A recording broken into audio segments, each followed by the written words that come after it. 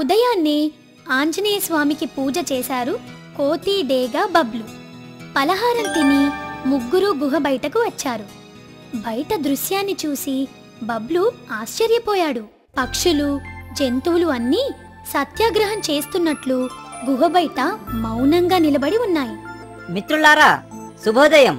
అంతా కుశలమేనా? లేదు, రాత్రింబవళ్ళు నిద్రలేక భయంతో చస్తున్నాం. అసలు విషయం చెప్పండి. మేము ఉండే అడవిలోకి ఒక బ్రహ్మరాక్షసి వచ్చింది. రాత్రింబవళ్ళు పిచ్చిదానిలా తిరుగుతూ అడవిలోని పక్షుల్ని, జంతువుల్ని తినేస్తుంది. ప్రతిరోజు ఎన్ని జంతువుల్ని తిన్నా దాని ఆకలి మంటలు చల్లారటం లేదు. ఎన్ని విధాలుగా ఆలోచించినా దాన్ని చంపటం మాకు సాధ్యం కావటం లేదు. నువ్వే దానిని చంపి మా ప్రాణాలను కాపాడాలి. పదండి, దాని సంగతి చూద్దాం. అడవి సమీపిస్తుండగా జంతువులన్నీ ఆగిపోయాయి. అదిగో ఆ చివర నిలబడి ఉంది బ్రహ్మ రాక్షసి. మమ్మల్ని చూస్తే నమిలి మింగేస్తుంది. నువ్వే వెళ్ళు. కోతి, డేగలు కూడా బబ్లు భుజాల మీద నుండి ఎగిరి 2 చెట్ల మీద కూర్చున్నాయి. బబ్లు ఒంటరిగా చెట్ల మీద నుండి ఎగురుతూ అడవి చేరుకొని ముందుకు చూశాడు.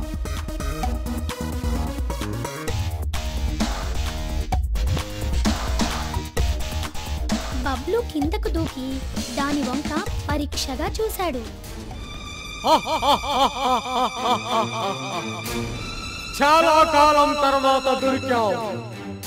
ఈనాడు ఈ జంతువులన్నింటినీ తింటూ నిన్ను నంచుకు తింటాను. రా బాలక, రా. బ్రహ్మరాక్షసి, అక్రమంగా ఈ అడవిలోకి ప్రవేశించి ఇక్కడ జంతువులను తినడం ధర్మమా?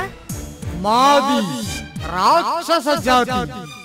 మాకు ధర్మాలు తెలియవు. నా కడుపులో పెద్ద జఠరాగ్ని ఉంది. ప్రతి క్షణం ఆకలితో మండిపోతూ ఉంటుంది. ఎన్ని జంతువుల్ని తిన్నా ఆ ఆకలి మంటలు చల్లారడం లేదు. అది చాలా పెద్ద రోగం. పెద్ద రోగమే, కానీ దీనికి మందు ఉంది. ఏమిటది?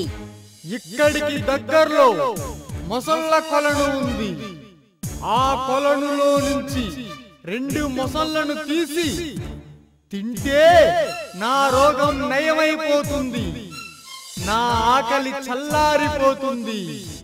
అయితే కొలను దగ్గరికి వెళ్ళి 2 మొసళ్ళను పట్టుకుని నువ్వే తినేసేయ్. నీ రోగం, నీ ఆకలి మంట రెండూ తీరిపోతాయి. అమ్మో, నేను ఆ కొలను దగ్గరికి వెళితే మొసళ్ళు గుంపులుగా వచ్చి నన్ను పీక్కుని తినేస్తాయి. అలాగా? అవును, నువ్వు వెళ్ళి 2 మొసళ్ళను తీసుకుని రా. నాలోని రోగం, ఆకలి మంట రెండూ చల్లారిపోతాయి. సరే బ్రహ్మరాక్షసి, నా ప్రాణాలైనా అడ్డుపెట్టి నీ కోరిక తీరుస్తాను. కావాలంటే నా ప్రాణాలు కూడా ఇస్తాను. కానీ ఈ అడవిలోని జంతువులను నువ్వు తినకూడదు. తిననుగాక తినను. అమ్మ మీద ఆనా. సరే, అయితే మొసళ్ళ కొలనుకు మార్గం చూపించు. వెంటనే అతన్ని తన 2 వేళ్ల మధ్య ఇరికించి పైకి తీసింది. అరచేతిలో నిలబెట్టి ఉఫ్ అని ఊదింది. ఆ గాలికి ఎగురుతూ సుడులు తిరుగుతూ ఆమడ దూరంలో ఉన్న మొసళ్ళ కొలనులో పడ్డాడు బబ్లు. ఆ చప్పుడుకి కొలనులో ఉన్న ఓ ముసలి అతని మీదకు దూకింది. పిడికిలి బిగించి దాని నెత్తి మీద గట్టిగా కొట్టాడు బబ్లు. ఆ ముసలి ప్రాణాలు విడిచింది. అది చూసి ప్రతీకార జ్వాలతో రగిలిపోతూ చాలా ముసళ్ళు బబ్లుని చుట్టుముట్టాయి. వాటి నుండి ఎలా తప్పించుకోవాలో అర్థం కాక అయోమయంలో పడ్డాడు బబ్లు. అంతలో ఆ కొలను గట్టు మీద చిలక గోరింకతో, ఆ బాలవీరుడు ఎంతో ముచ్చటగా ఉన్నాడు. కానీ ఆ కొలంలో పడిన ఏ మానవుడు బ్రతికి బయటపడలేదు. ఇతను బ్రతికి ఒడ్డున పడే మార్గం ఏమైనా ఉందా? గోరింకను అడిగింది. ఒకటే మార్గం ఉంది. అతడు తన 2 చేతులు 2 మొసళ్ళ నోట్లో పెట్టి ఈత కొడితే ఒడ్డుకు చేరుకోగలడు. పక్షి భాష తెలిసిన బబ్లు వెంటనే తన 2 చేతులు 2 మొసళ్ళ నోట్లో పెట్టాడు. తన బలాన్నంతా ఉపయోగించి కాళ్లతో ముందుకు ఈదటం ప్రారంభించాడు. కొంతసేపటికి ఒడ్డుకు చేరుకున్నాడు. కాని అతని 2 చేతులు భుజాల వరకు మొసళ్ళ నోట్లో ఊడిపోయాయి. ఆ 2 మొసళ్లను బ్రహ్మరాక్షసి తినేసింది. అయ్యో, ఆ బాలవీరుడి చేతులు మొసళ్ళు తినేశాయి. మనిషి బ్రతికాడ సంతోషించు. మీ అన్నకో తమ్ముడికో జరిగినట్లు ఏడుస్తావెందుకు? అయ్యో దేవుడా, అతను నా అన్నలాంటి వాడే. నా అన్న చేతులు లేని అంగవైకల్యుడిగా ఉంటే నువ్వు చూడగలవా? ముమ్మాటికి చూడలేవు. కనుక అతనికి 2 చేతులు వచ్చే మార్గం చెప్పవా? ఇక్కడ దగ్గరలో కొండమ్మ గుడి ఉంది. ఆ దేవత దగ్గరికెళ్ళి వేడుకుంటే అతనికి ఉపకారం జరగవచ్చు. గోరింక చెప్పిన మాటలు వినగానే కొండమ్మ గుడి వైపు బయలుదేరాడు బబ్లు. ఇంతలో చాలా అస్థిపంజరాలు వచ్చి అతన్ని చుట్టుముట్టాయి. వాటితో పోరాటానికి బబ్లుకి చేతుల్లేవు, ఆయుధాలు లేవు, అతనికి మంత్రతంత్రాలు తెలియవు. అయినా ధైర్యాన్ని కూడగట్టుకొని తలతో ఢీ కొడుతూ ఆ అస్థిపంజరాల్ని ఛేదించుకొని గుడిలోనికి వెళ్ళాడు. గుడి లోపల ప్రశాంతంగా ఉంది. అడుగులో అడుగు వేసుకుంటూ గర్భగుడిలోకి ప్రవేశించాడు. దేవతా విగ్రహం ముందు నిలబడి, అమ్మా కొండమ్మ తల్లి, నేను తెలిసి గాని తెలియక గాని ఎవరికీ అపకారం చేయలేదు. కాని నీకు చేతులెత్తి నమస్కారం చేయలేని అంగవైకల్యుడయ్యాను. నేను ఏ పాపం చేశానని నాకీ శిక్ష? నువ్వు బ్రహ్మరాక్షసికి ప్రాణాలైనా అడ్డంగా పెట్టి సహాయం చేస్తానన్నావు, అవునా? అమ్మా అమ్మా కొండమ్మ తల్లి. అవును దేవి, ఆ బ్రహ్మరాక్షసి అడవిలో జంతువులన్నింటినీ తినేస్తుంది. నా మిత్రులైన ఆ జంతువుల ప్రాణాలు కాపాడడానికి నా ప్రాణాలైన అడ్డం పెట్టి ఆ రాక్షసిని సంహరిస్తాను. పరమ దుర్మార్గుడైన ఆ రాక్షసికి సహకరిస్తున్నందుకు నీ చేతులు కూడా మొసళ్ళు తినేశాయి. ఆ బ్రహ్మరాక్షసికి సహాయం చేస్తానడం వల్లే భగవంతుడు నాకు శిక్ష విధించాడా? అమ్మా అమ్మా కొండమ్మ తల్లి. అవును, దుష్టులకు, దుర్మార్గులకు, కిరాతకులకు, రాక్షసులకు సహకరించడం మహా అపరాధం. కానీ దేవి, ఆ రాక్షసికి కాదు, మృత్యువుకు కూడా సహాయం చేస్తాను. దుర్మార్గులలో ఉండే దుర్గుణాలను సంస్కరించి సన్మార్గులని చేస్తాను.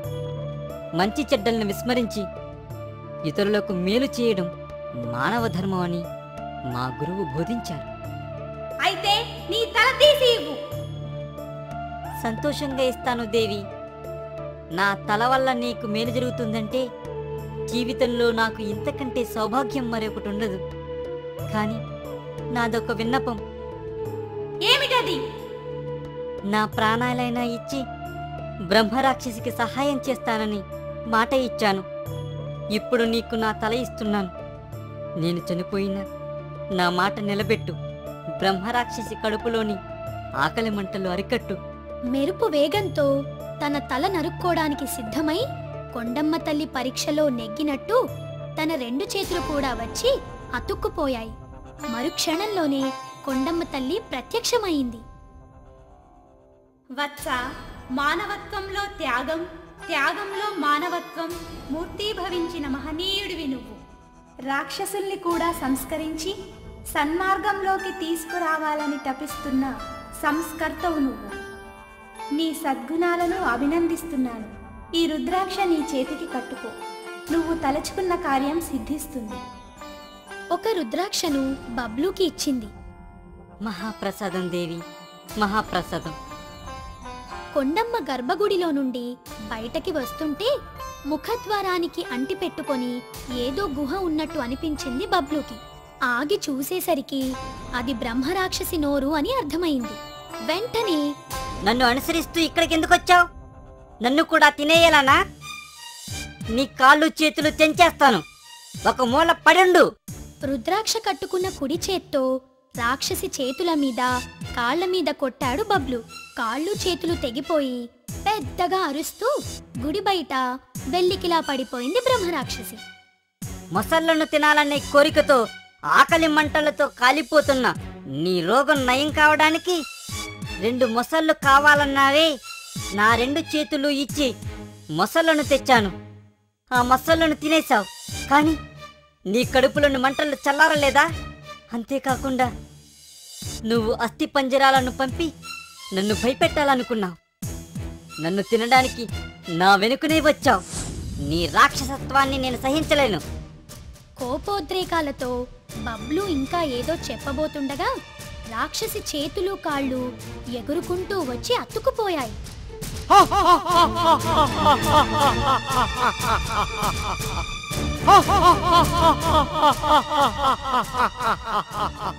వికటాట్టహాసం చేస్తూ లేచి నిలబడింది రాక్షసి. ఏమిటి అన్నావ్? మళ్ళీ అదే చెప్పాడు బబ్లు. కానీ రాక్షసికి వినిపించలేదు. తన మోకాళ్ళ దగ్గర నిలబడి ఉన్న బబ్లుని 2 వేళ్లతో బయటకు తీసి తన పొడవైన చెవి ముందు భాగంలో నిలబెట్టింది. కానీ గాలి తాకిడికి అటూ ఇటూ ఊగి రాక్షసి చెవిలో నుంచి కడుపులోకి వెళ్ళి జఠరాగ్ని దగ్గర ఆగాడు బబ్లు. ఇప్పుడు చెప్పు, ఏమన్నావ్? నువ్వు నీ మాట మీద నిలబడకపోయినా నేను చెప్పిన మాటలను నిలబెట్టుకుంటాను. నీ ఆకలి మంటల రోగం నశించుగాక అని రుద్రాక్ష ఉన్న చేతితో జఠరాగ్నిని తాకి రాక్షసి కడుపంతా నిమిరాడు బబ్లు. మరుక్షణంలోనే కడుపు నిండిపోయినట్టు అనిపించింది రాక్షసికి. ఏదో చిన్న ఉండ పెట్టావు, ఆ ఉండతో నా ఆకలి తీరింది. ఏమిటి ఆ ఉండ? రుద్రాక్ష, దానిని నా కడుపుకు కట్టేయి. వెంటనే తన చేతికున్న రుద్రాక్షను తీసి రాక్షసి కడుపుకు కట్టాడు.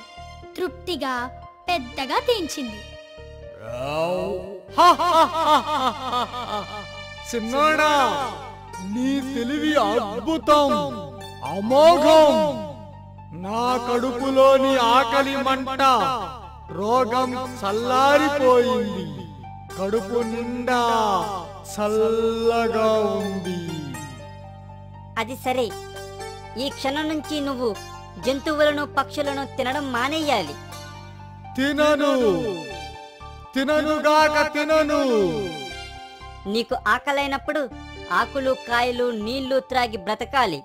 అలాగే శాకాహారమే తింటాను. జంతువులన్నీ అక్కడికి వచ్చాయి. మిత్రులారా, ఈ రోజు నుండి మీరంతా నా సోదరులు. మనందరికీ బబ్లు ప్రాణమిత్రుడు. అతనికి శుభం కలగాలని కోరుకుందాం.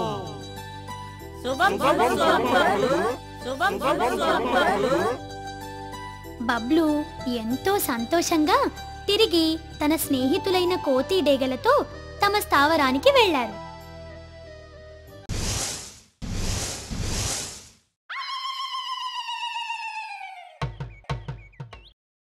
అనగనగా ఒక అడవిలో బబ్లు తన స్నేహితులైన కోతి డేగలతో జీవిస్తూ ఉన్నాడు. బబ్లు ఒక ప్రమాదంలో తల్లిదండ్రుల నుండి తప్పిపోవటం వల్ల ఆ అడవిలో ఒంటరిగానే జీవిస్తూ కొంతకాలానికి కోతి డేగలతో స్నేహం చేశాడు. ఒకరోజు ఉదయాన్నే సూర్యుని కిరణాలు గుహలోకి ప్రవేశిస్తుండగా నిద్రలోంచి మేల్కొన్నాడు బబ్లు. కళ్ళు తెరిచి ఎదురుగా ఉన్న హనుమంతుని విగ్రహానికి నమస్కరించాడు. అప్పటికే అతని నేస్తాలు కోతి డేగా మేల్కొని అతనికి 2 వైపులా కూర్చుని ఉన్నాయి. బబ్లు తమ వైపు చూడగానే శుభోదయం అన్నట్టుగా ఉత్సాహంగా తలలూపాయి.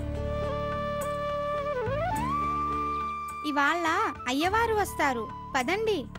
త్వరగా స్నానం చేశారు. చుట్టుపక్కల ఉన్న చెట్ల నుండి జామ, బొప్పాయి, సపోటా, అరటిపళ్ళు, ఈతకాయలు, చింతకాయలు, మామిడికాయలు కోసి గుహకు తీసుకొని వచ్చారు. వాటిని హనుమంతుని విగ్రహం ముందు పెట్టి నమస్కరించారు. ఇంతలో చేతి సంచి పట్టుకొని అక్కడికి వచ్చారు గురువు. ముగ్గురు ఆయన కాళ్లకు నమస్కరించారు. ఆంజనేయుడు ముందు పెట్టిన పళ్ళు, కాయలు ఆయనకిచ్చారు. మీ ముగ్గురిని అభినందిస్తున్నాను. ఇదిగో ఈ అటుకులు, బెల్లం, బఠానీళ్లు, జంతికలు, వేరుశెనగ ఉండలు, పెరుగన్నం తీసుకోండి. దాదాపు 2 సంవత్సరాల నుండి గురువులు వచ్చి పాఠాలు చెబుతుండడం వలన ఆయన భాషను అర్థం చేసుకోగలుగుతున్నాడు బబ్లు. కానీ కోతి డేగా వారి జాతి కాకపోవటం వల్ల ఆ పాఠాలు భాష అర్థమైనా మాట్లాడలేకపోతున్నాయి. ఆనాడు భూగోళం, చరిత్ర, సాంఘిక శాస్త్రాలు, గణితం మొదలైన వివిధ విషయాలు బోధించి గురువుగారు, బబ్లు, భుజబలం కంటే బుద్ధిబలం గొప్పది. ఉదయాన్నే లేవగానే దేవుణ్ణి పూజించినట్లు అప్పుడప్పుడు నీ శక్తియుక్తులతో ఒక గొప్ప కార్యం చేయాలి అని ప్రబోధించి పళ్ళు కూరగాయలు తీసుకుని తన పల్లెకు తిరిగి బయలుదేరాడు గురువు. ఆయన్ని కొంత దూరం సాగనంపి ఓ మర్రి చెట్టు దగ్గర ఆగిపోయారు కోతి, డేగా మరియు బబ్లు. ఇంతలో దండోరా వేస్తున్నట్టు ఎక్కడి నుంచో డప్పు చప్పుడు వినిపించింది. ముగ్గురు మర్రి చెట్టు పైకి ఎక్కి చిటారు కొమ్మ మీదకెళ్లి నలువైపులా చూశారు. దూరంగా ఒక కొండ మీద రాక్షసుల్లాంటి కొండజాతి పురుషులు డప్పులు వాయిస్తూ, కొండ కోణంలో ఉన్న ప్రజల్లారా, ఓ ఖడ్గమృగం మన పరిసర ప్రాంతాల్లో తిరుగుతూ జంతువులని, మనుషుల్ని తినేస్తోంది. ఈ చుట్టుపక్కల ఉన్న వేటగాళ్ళు ఎవరన్నా ఈ గూడెం వచ్చి ఆ ఖడ్గమృగాన్ని చంపితే మా వీరగూడెం ద్వారా 1000 వరహాలు బహుమతిగా ఇస్తారు అని చాటింపు వేశారు. ఆ చాటింపు విని, పదండి ఆ ఖడ్గమృగం ఎక్కడుందో తెలుసుకుందాం. ముగ్గురు రాక్షసుల్లా ఒళ్ళు బలిసిన పహిల్వాన్ల దగ్గరకు వెళ్లారు.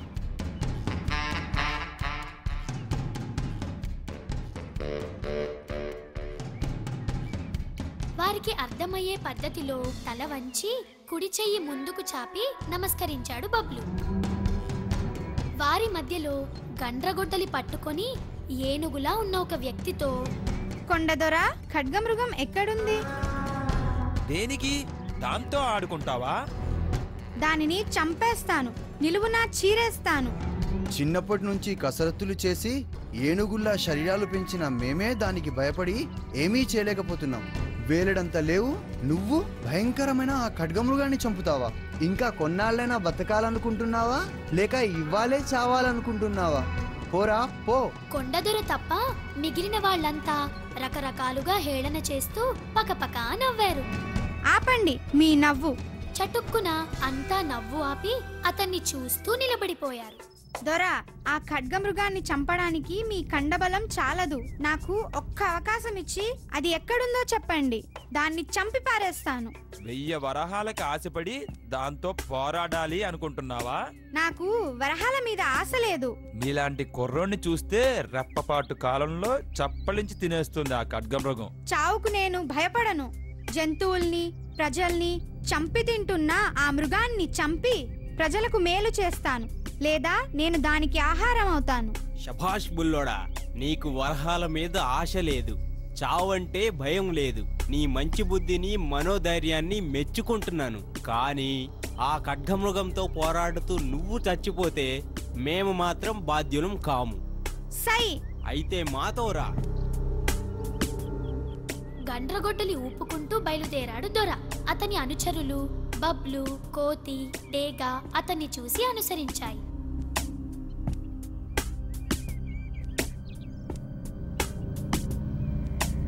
వీరగూడెం పొలిమేర దగ్గర ఆగాడు కొండదొర. అక్కడ పెద్ద రావి చెట్టు ఉంది. దాని క్రింద చదరంగా 5 అడుగుల వెడల్పు గల నిలువెత్తు బండరాయి ఉంది. బుల్లోడా, ఈ బండ మాకు ధర్మాసనం లాంటిది. దీని మీద కూర్చొని నేను న్యాయ విచారణ చేస్తుంటాను, అపరాధుల్ని శిక్షిస్తుంటాను. ధర్మాసనం ముందే పెళ్లిళ్ళు కూడా చేస్తుంటాను. ఈ వీరగూడెంకు చెందిన మంచి చెడ్డలన్నీ ఇక్కడే జరుగుతుంటాయి. ఇది మాకు పవిత్రమైన స్థలం. చీకటి పడగానే ఎక్కడి నుంచో ఒక ఖడ్గమృగం ఇక్కడకు వస్తుంది. ఇక్కడ ఆహారం దొరక్కపోతే గూడెంలోకి వస్తుంది. గత 2 మాసాల్లో ఎన్నో పశువుల్ని, ఎంతో మంది మనుషుల్ని అది తినేసింది. పరిస్థితి వివరంగా చెప్పాడు దొర. దొర, ఖడ్గమృగం వచ్చేలోపు మీరు నాకు 2 సహాయాలు చేయాలి. ఏమిటవి? మొదటిది, ఈ రాతి బండకు రంధ్రాలు చేసి వాటిలో గుణపాలు, శూలాలు అమర్చాలి. వాటి మొనలన్నీ అడుగు పొడుగున ముందుకు వచ్చి ఉండాలి. ఓ గొంగలితో రాతి బండను పైనుండి కింది వరకు కప్పాలి. రెండవది, ఇక్కడ శ్మశానంలో బావిలా లోతుగా గొయ్యి తవ్వించాలి. ఆ గోతి పైన ఓ చాప పరిచి ఉంచాలి. అంతే. అతను ఈ ఏర్పాట్లు ఎందుకు చేయమన్నాడో అర్థం కాకపోయినా గూడెంలోని కొందరు యువకుల్ని పిలిపించి వెంటనే పని ప్రారంభించాడు దొర. కొందరు శ్మశానంలో గొయ్యి త్రవ్వి పైన చాప పరిచారు. మరికొందరు రాతి బండలో గుణపాలు శూలాలు ఇమిడ్చి పైన గొంగలి కప్పారు.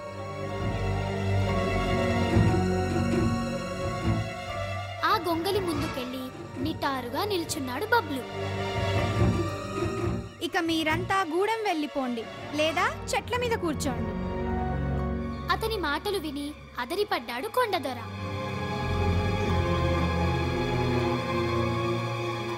బుల్లోడా, నీకు పిచ్చా? అది వచ్చి నిన్ను కుమ్మితే నీ గుండెల మీద దాని ఖడ్గం, వీపు మీద గుణపాలు సోలాలు గుచ్చుకొని నీ ఒళ్ళంతా జల్లిడైపోతుంది. తప్పుకో. ఇంతలో చెట్టు మీద కోతీడేగా కిచకిచమని శబ్దం చేస్తూ ఖడ్గమృగం వస్తున్నట్లుగా సైగ చేశాయి.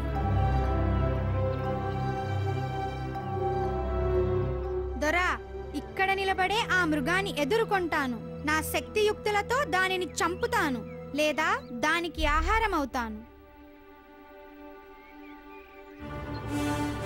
దొరా, ఆ మృగం ఇటే వస్తోంది. వెంటనే మీరంతా ఎటైనా వెళ్ళిపోండి. చేతిలో ఒక్క కత్తి కూడా లేదు. ఇదిగో ఈ గండ్రగొడ్డలు తీసుకో. తరువాత అక్కడున్న వారంతా ఆ చుట్టుపక్కల ఉన్న చెట్ల మీదకి ఎక్కి కూర్చున్నారు.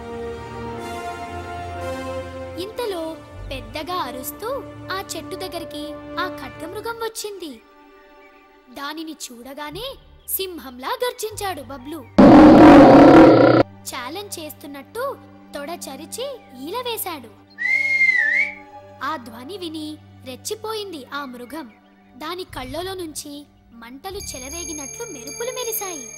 కోపంతో ఆవేశంతో కొండలు గడ్డరిల్లిపోయేటట్లు ఘీంకరించింది. మదపు టేనుగులా రాతి బండ వైపు పరిగెత్తింది. ఆ ఊపులో ఆ మృగం రాతి బండ మీద నుంచున్న బబ్లూని చంపేస్తుందని అక్కడ ఉన్న వారంతా భయపడిపోయారు. కానీ బబ్లు ఏమాత్రం భయపడలేదు. సింహంలా గర్జించి మళ్ళీ ఈల వేసి తొడగొట్టాడు. గుర్ర్. అతను చేసిన శబ్దాన్ని గురి చూసుకొని అతివేగంగా అతని ముందుకు దూకింది ఆ ఖడ్గమృగం. అది తన సమీపానికి వచ్చి తనని కుమ్మేసేలోగా తారాజువ్వల చెట్టుపైకి ఎగిరాడు బబ్లు. ఖడ్గమృగం తనని తాను అదుపులో పెట్టుకోలేక ముందుకెళ్లి గొంగలికి గుద్దుకొని గొంగలితో పాటు దాని వెనకనున్న గుణపాల్లోనూ శూలాల్లోనూ దూసుకుపోయింది దాని తల. చెట్టు మీద నిల్చున్న బబ్లు మళ్ళీ ఉత్సాహంగా ఈలవేశాడు. ఆ శబ్దాలు వినేసరికి పిచ్చిగా తల విసిరింది ఆ మృగం. ఆ ఒత్తిడికి శూలాల్లోనూ గుణపాల్లోనూ ఇరుక్కున్న కత్తిలాంటి కొమ్ము విరిగి దూరంగా పడింది. మరుక్షణంలోనే చెట్టు మీద నుండి దూకి ఆ కత్తిని అందుకున్నాడు బబ్లు. దానిని అటూ ఇటుగా ఊపాడు. శక్తి కొద్దీ ఆ కత్తిని నేలకేసి కొట్టాడు. తన తలను నేలకేసి కొట్టుకుంది ఆ మృగం. ఆ ఒత్తిడికి భూమిలోంచి మంటలు లేచాయి. ఆ మంటలో కాలి బూడిదైపోయింది ఖడ్గమృగం. అంతలోనే ఆ బూడిదలోంచి రాక్షసి లేచి నిటారుగా నుంచుంది. బాలకుడా, ఆ కత్తి నాకివ్వు. నీకు కనకాభిషేకం చేస్తాను. నాతో రా, ఇస్తాను. శ్మశానం వైపు పరిగెత్తాడు బబ్లు. అతను వెనకే రాక్షసి పరిగెత్తింది, బరువైన శరీరాన్ని ఊపుకుంటూ. శ్మశానంలోకి వెళ్లి అక్కడ పరిచిన చాప మీద నుండి అవతలికి దూకాడు బబ్లు. అంతవరకు వచ్చిన రాక్షసి కాలు చాప మీద పడింది. చాపతో పాటు రాక్షసి కూడా గుంతలోకి జారిపోయింది. వెంటనే తన చేతిలో ఉన్న కత్తిలాంటి కొమ్మును గండ్రగొడ్డలితో మధ్యకు నరికేశాడు. మరుక్షణంలోనే నడుం విరిగి ప్రాణాలు పోయినట్లు గుంతలోకి కూలిపోయింది రాక్షసి. చెట్ల మీదున్న కోతి డేగలతో పాటు కొండ ప్రజలు కూడా చెట్ల మీద నుండి కిందికి దిగారు. గబగబా మట్టితో ఆ గుంటని పూడ్చి ఆ రాక్షసిని దానిలో సమాధి చేశారు.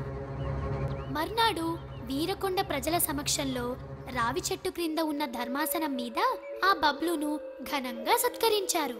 అతని కోసం పట్టణం నుండి తెప్పించిన బట్టలు పెద్ద పాత్రలో తినుబండారాలు 1000 వరహాలు బహుకరించారు. అక్కడున్న వారికి చేతులెత్తి నమస్కరించాడు బబ్లు. పెద్దలందరికీ నా నమస్కారాలు. ఈ అడవుల్లో పిశాచాలు మారురూపాల్లో తిరుగుతున్నాయని ఒకప్పుడు మా గురువుగారు చెప్పారు. ఖడ్గమృగం గురించి కొండదొర వివరించగానే అది రాక్షసే అయ్యుంటుందని ఊహించాను. అందుకే గుణపాలతో శూలాలతో ఈ రాతి బండను ఓ ఆయుధంలా చేయించాను. ఒకవేళ దానిని ఇక్కడ చంపడానికి వీలు కాకపోతే శ్మశానంలోకి తీసుకువెళ్లి గోతిలోకి తోసివేద్దామనుకున్నాను. నేను ఊహించినట్లే ఈ గుణపాల్లోకి చిక్కుకుంది. తన నుదిటి మీద ఉన్న కత్తిలాంటి కొమ్ము నా చేతికి దొరికేసరికి రాక్షసిలా తన నిజ స్వరూపాన్ని దాల్చింది. కొమ్ము ఇవ్వమని ప్రాధేయపడింది. ఎందుకంటే దాని ప్రాణం ఆ కొమ్ములోనే ఉంది. చివరకు దాన్ని శ్మశానంలో కప్పిపెట్టి మనం జయించాం. ఆ రాక్షసి భారీ నుండి పశువుల్ని ప్రజల్ని రక్షించగలిగాం. చాలా సంతోషం. మీరిచ్చిన బట్టలు తినుబండారాలు తీసుకువెళ్తాను. కానీ నాకు ఈ వరహాలతో పని లేదు కనుక ఇక్కడ సమావేశమైన వీరకొండ వాసులు ఒక్కొక్కరు 10 వరహాలు తీసుకోండి అని పళ్ళెం ముందుకు చాపాడు. అక్కడున్న వాళ్ళంతా కొండదొర వంక చూశారు. వయసు చిన్నదైనా బబ్లు మనసు పెద్దది, బుద్ధి మహా గొప్పది. అతని ఇష్టమే నా ఇష్టం. తీసుకోండి. ఆహా బబ్లు, ఓహోహో బబ్లు. బబ్లూని అభినందించి పల్లెల్లోని వరహాలు తీసుకున్నారు అక్కడున్న ప్రజలు. అతనికి అక్కడున్న ప్రజలకు జేజేలు చెప్పి తన అడవి వైపుకు బయలుదేరాడు బబ్లు. అక్బర్ తన సభలో ఉండగా భటులు వచ్చి ఒక పరదేశీయుడు వచ్చిన విషయం బాదుషా వారికి తెలియజేశారు. మహారాజులకు జయము. మహారాజా, తమ దర్శనం కోసం ఎవరో వచ్చి ఉన్నారు మహారాజా.